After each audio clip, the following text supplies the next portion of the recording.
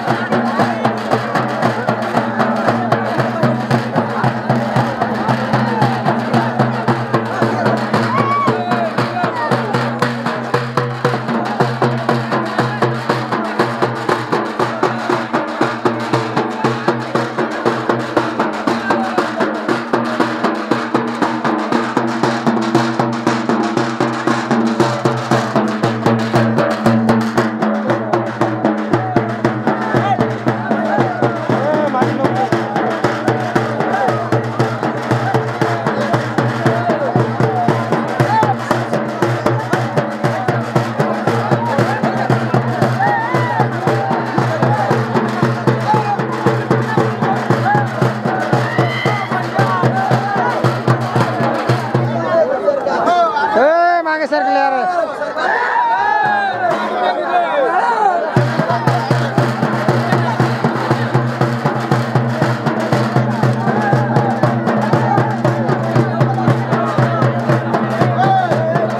मांगे सर का मांगे।